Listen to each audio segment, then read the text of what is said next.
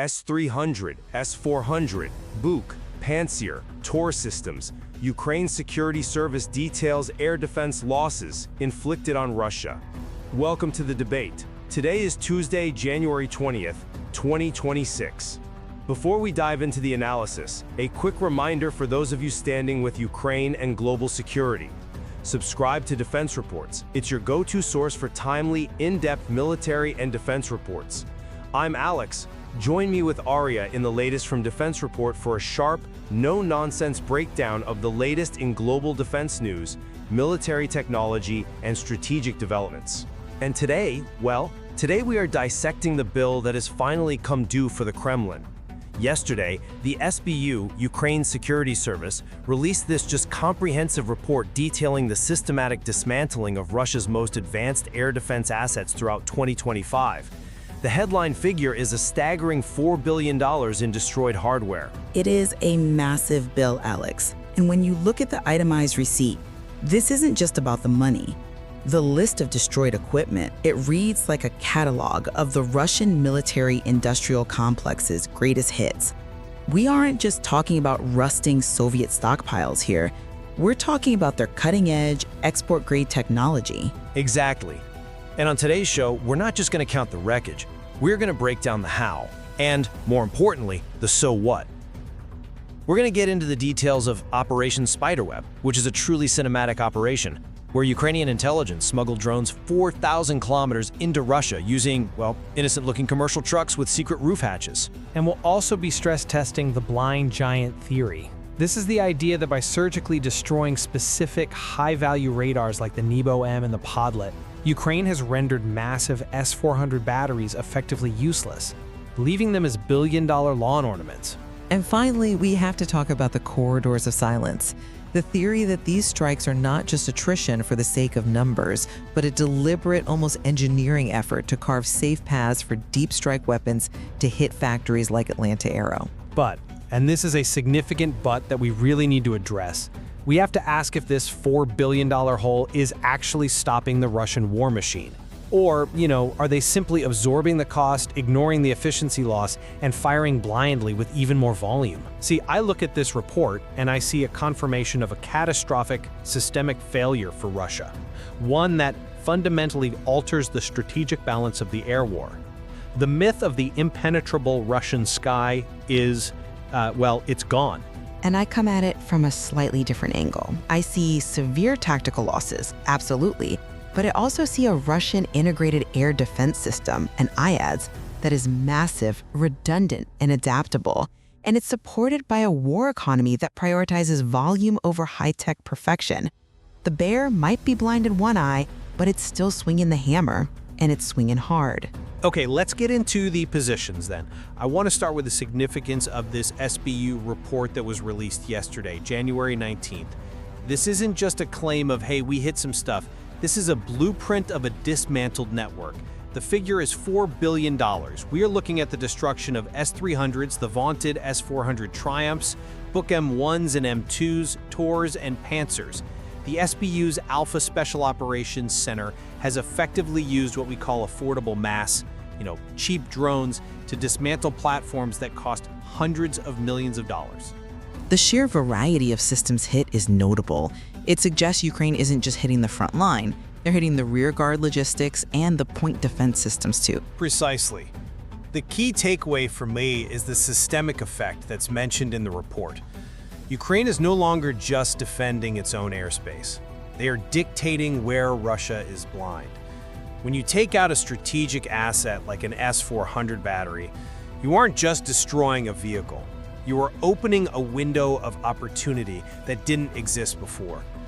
This is the definition of asymmetric warfare succeeding at a strategic level. They aren't fighting the Russian air defense, they're unraveling it. That is the optimistic reading, and the visuals we've seen over the last year, the burning chassis in Crimea, the smoke over Novorossiysk, they certainly support the claims of physical destruction. However, I have to push back on the idea that this signifies a total strategic shift. We have to look at the other side of the ledger.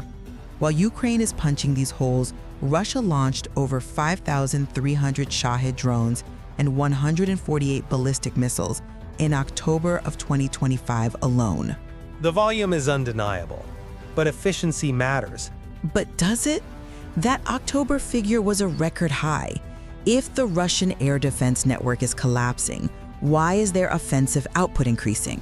Russia's running a command war economy. They are absorbing these $4 billion losses because they're willing to trade inefficiency for volume. Losing a radar is painful, but if you have a stockpile of thousands of missiles and cheap drones, you can afford to be less precise. We also need to be cautious about taking SBU claims at face value without independent verification. Although I will admit the deep rear nature of these strikes makes it very hard for open source intelligence to verify everything. I think that brings us perfectly to our first core debate topic, the blind giant and the war on radar. The report specifically highlights the destruction of the 55ZH-6U, Nebo-U, and Nebo-M radars. This is where the technical nuance really matters. Right. The Nebo-M is the crown jewel of their surveillance network. It is. The Nebo-M is worth roughly $100 million. For listeners who aren't radar engineers, this is a strategic radar designed specifically to catch stealth aircraft like F-22s and F-35s. It uses multi-band technology, specifically fusing VHF, L-band, and X-band frequencies to see things that standard radars miss. The SBU claiming to have taken these out is significant because when you kill the Nebo-M, you blind the entire battery to high-end threats. The S-400 might have missiles capable of hitting targets 400 kilometers away, but without the Nebo-M, it's like a sniper trying to shoot with a bag over his head. It has to rely on its engagement radar at that point, which has a much narrower field of view. Exactly. And it's not just the big strategic eyes. They also took out 11 podlet radars. These are worth about $5 million each, but their value is tactical. The podlet is essential for spotting low-flying drones that hug the terrain. So if you kill the podlet, you open the door for the low and slow drone attacks. This is a surgical blinding of the Russian army from top to bottom. I see why you place such weight on that, but let me give you a different perspective on this radar issue. The loss of the Nebo-M is critical, yes, specifically because those units rely heavily on foreign microelectronics, FPGAs and high-end processors, which are much harder to replace under sanctions. However, Russia isn't just relying on the Nebo-M. They possess a deep inventory of older radars, the Desna, the Kusta, the P-18s. But those are legacy systems. They can't track a modern cruise missile with the same fidelity. Are they as good? No. But do they need to be? Maybe not. Russia is adapting by moving these assets constantly. They are shifting to what analysts call an industrial rhythm of warfare. They are firing what they have when they have it. If the S-400 can't see a stealth fighter at 400 kilometers because the Nebo is gone, it can still see a non-stealth target at 100 kilometers using its 92N6 engagement radar. The degradation is real, but does blinding the high-tech radar leave Russia defenseless? Or does it just force them to use dumber, more brute force methods that are still deadly? I'm not convinced by that line of reasoning because modern air defense is an integrated network. You can't just plug a 1980s P-18 radar into a 2020s S-400 system and expect it to work seamlessly. The data link architecture doesn't support it efficiently. And the SBU report mentions the destruction of the 92N6 radar as well. That's the fire control radar. You destroy that, and the battery literally cannot guide a missile. Okay, if they hit the fire control radar, that's a hard kill. The battery is offline. And this leads directly to the corridor strategy. This is the so what of the whole discussion. The SBU stated explicitly that these strikes created safe passages for Ukrainian long-range drones. This isn't theoretical. We saw the proof in mid-January, just days ago, with the strike on the Atlant Aero Factory in Taganrog. The Taganrog strike was a clean hit, I'll grant you that. It was more than a clean hit. It was a demonstration of this corridor concept. Atlant Aero was producing the Molnya drones, those cheap, loitering munitions causing so much trouble on the front. Taganrog is deep in the Rostov region. To get a swarm of drones there, you have to navigate through layers of what should be the densest air defense in the world. The fact that the SBU in the Navy could hit a production facility that deep proves the corridor theory is working. They cleared a path by destroying the podlets in the Pantsir, and then they drove a truck through it, metaphorically speaking, to blow up the factory. That's a compelling argument for the moment of the strike. But have you considered the temporal nature of these corridors? A corridor in air defense is like a hole in water. Eventually, it fills back up. Russia replugs these gaps. They redeploy assets from the Far East, from the Arctic, or they pull from reserve units. But that weakens those other borders. It does, but Russia focuses on the active front. And let's look at the industrial capacity.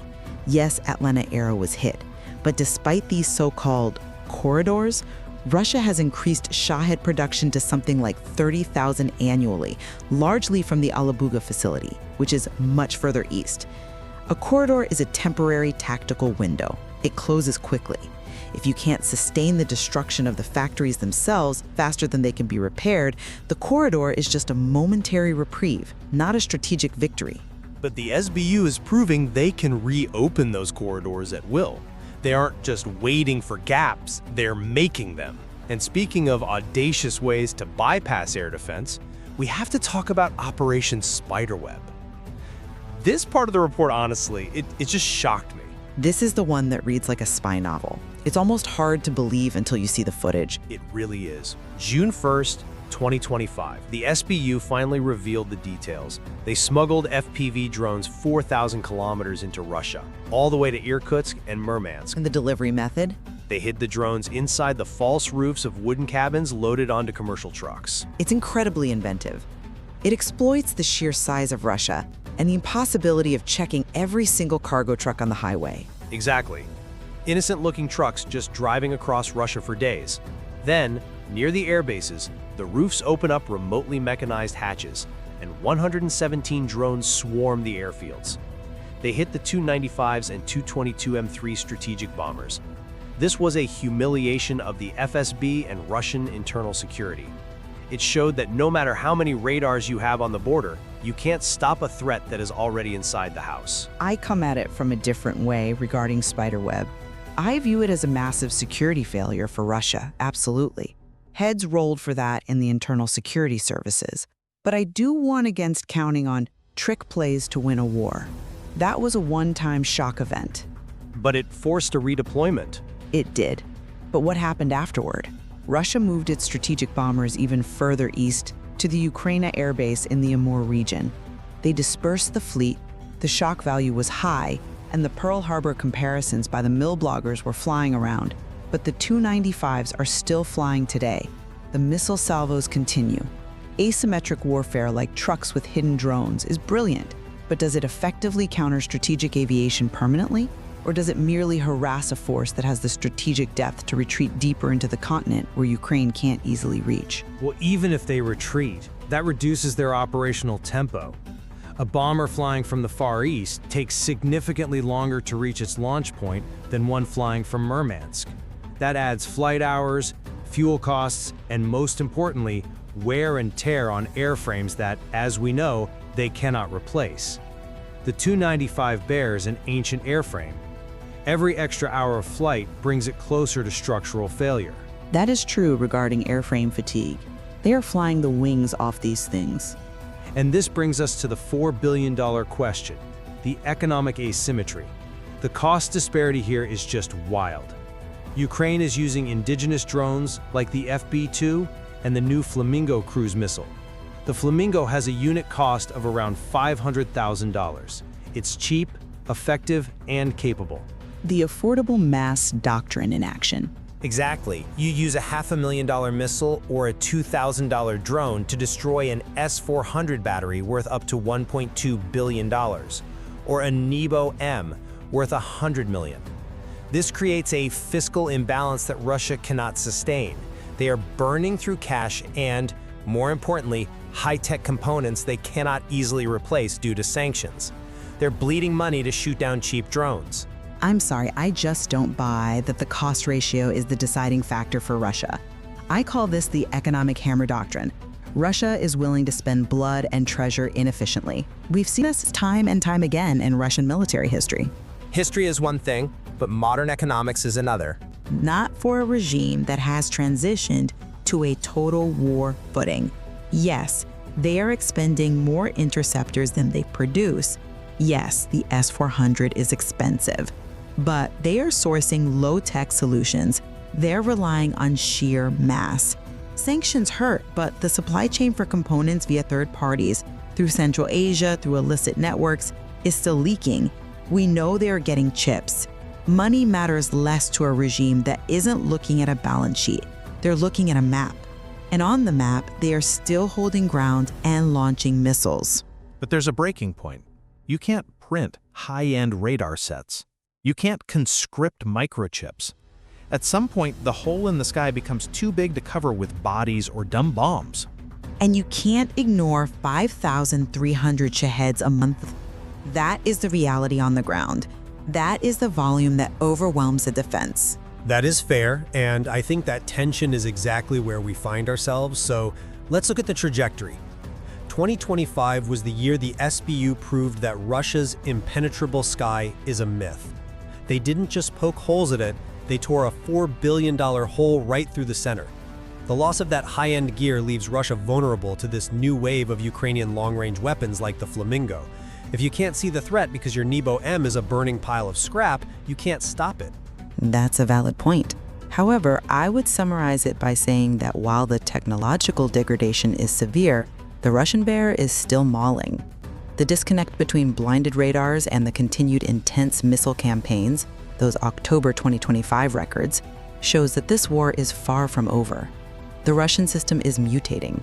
It's becoming cruder, maybe less sophisticated, but it is becoming larger and louder. It's a race between high-tech precision destruction and low-tech industrial mass. Can Ukraine blind them faster than they can build new, simpler eyes? Precisely. And 2026 will determine if the Russian IADs collapses under the weight of these targeted strikes, or if it evolves into something that can simply absorb the punishment and keep firing. It certainly seems that the Alpha unit has their work cut out for them, but they have definitely proven they're up to the task. You've been listening to Defense Report by Alex and Aria, where we analyze the latest in military strategy, global defense, and advanced weaponry. It's a complex picture, and we will be here to track every development as this air defense battle evolves. Subscribe to Defense Reports, your go-to source for timely, in-depth military and defense reports. We'll catch you next time.